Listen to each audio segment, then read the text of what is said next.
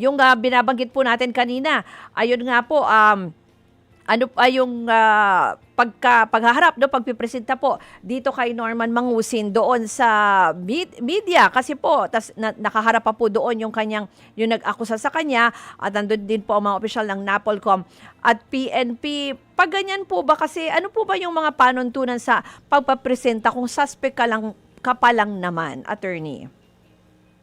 Mm, typical sa atin, no, na, well, una-una, no, ang warrant of arrest, yan ay ini-issue, no, ng ating mga korte kapag halimbawa merong isang offense na nakaakyat na, no, mula sa preliminary investigation dumaan sa due process, no, at na-meet yung required quantum of proof or Mm-mm. bigat ng ebidensya para yan ay umakyat sa ating korte. So, meron na yung hit sa NBI, People of the Philippines Mm-mm. versus accused na yan. Pero tulad na nabanggit natin kanina, Ruth, merong recommended bail yan. No? Unless non-bailable, meron tayong right to post bail. No? Depende kung yan ay first time, ano yung degree or nature ng offense, maaring a matter of right, no? Magpa-file, magpo-post ka lang talaga or pwedeng discretionary in which case kailangan mo pang humingi ng permiso Mm-mm. at base sa discretion ng korte, maaari ka mag-post ng bail. Meron din ng pagkakataon na ikaw ay pwedeng humingi ng pagbaba, no, ng amount ng bail doon sa korte, in which case magpa-file ka rin ng motion. Okay, so paano kapag in-issue na yung warrant of arrest, no? Yes, no? Hello? Yes. Yes, go ahead. Okay, Mm-mm. so kapag na-issue ang warrant of arrest, automatic ina-upload yan. May e-warrant na tinatawag, Mhm. no? Na through technology para mabilis, no? Sa ating mga law enforcement agencies, sa PNP, sa NBI. So, paano sineserve, no? Ang warrant of arrest? Sineserve yan, depende sa circumstances, no? Kung halimbawa mahirap hanapin, minsan nag-ooperate pa through entrapment, no? May operations pa at para yan ay talagang matsempohan, no, sa isang lugar. Pero, okay, yan ay tulad na nabanggit ko, bibigyan din ko, no, case to case, depende sa circumstances. Kung mahirap mahanap, kung komplikado, maaring mag-necessitate ng ganong klaseng operasyon. No? Pero kung ang tanong natin, no, at sa kaso na ito kasi, yung in-upload, no, sa ating social media, no, pinagpiestahan, merong punto doon, no, na talagang napahiya din, no, yung tao kasi considering na pwede naman siyang mag-post ng bail otherwise, no. Pero yun nga, halimbawa puwede ba siyang mag-file ng kaso na ginawa sa kanya yun? And ano yun, lahat po ba ng mga may kasong unjust vexation, puwede mo na lang parang kumbaga iparada? Kasi 'di ba kahit dati even yung mga higher crimes like kidnapping or 'di ba, murder or may time talaga na naging mahigpit diyan, hindi mo basta-basta puwedeng iharap yung iba. Kahit nga makunan po namin sa media, pinapa-blur pa nga po yung mga mukha ng mga suspects. Tama ka Mm. dyan, ano? Even sa more serious offenses nga makikita mo at bilang journalist, 'di ba? Marami ka na na-cover na ganyan.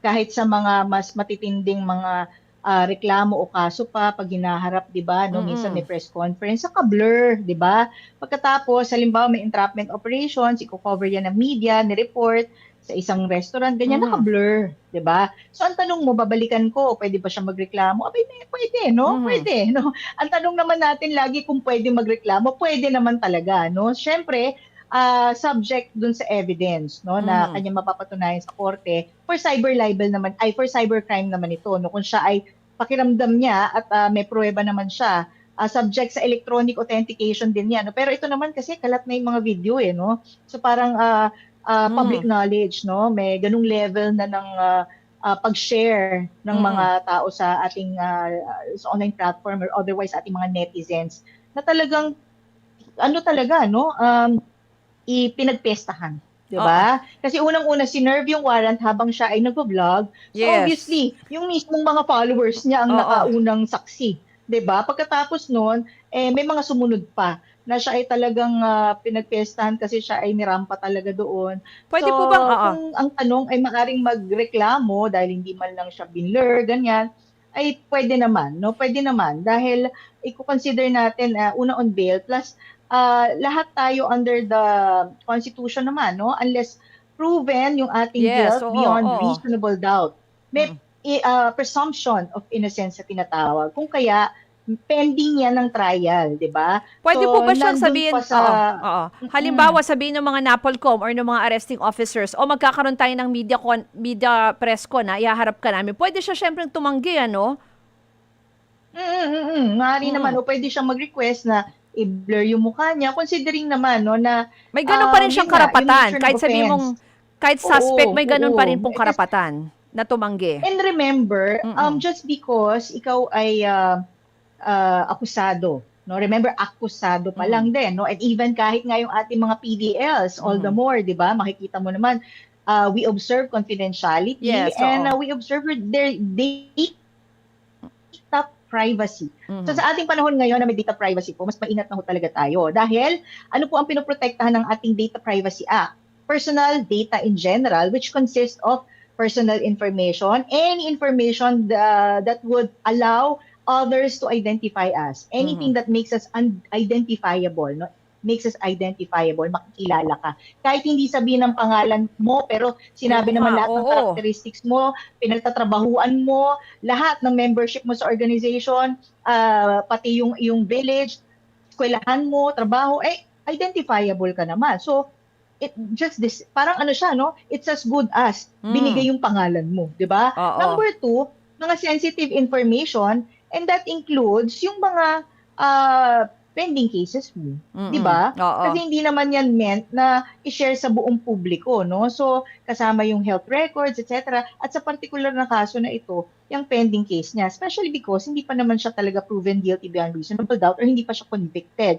Ngayon, panghuli, yung mga tinatawag natin sa proceedings na sa konteksto ng kanilang trial later on, no?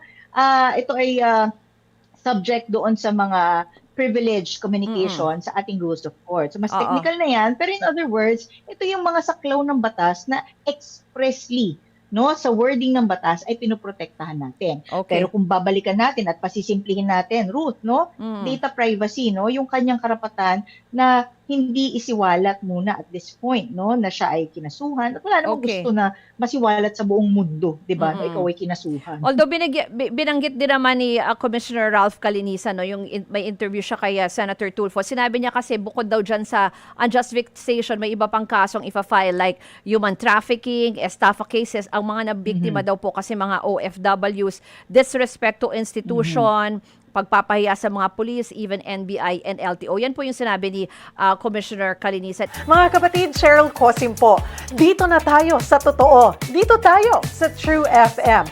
Mag-subscribe and follow po sa ating social media accounts. Hanapin lamang po ang True Network PH. Siyempre, kompleto yan. Nandyan po kami sa Facebook, sa Instagram, sa X, YouTube, TikTok, and podcast.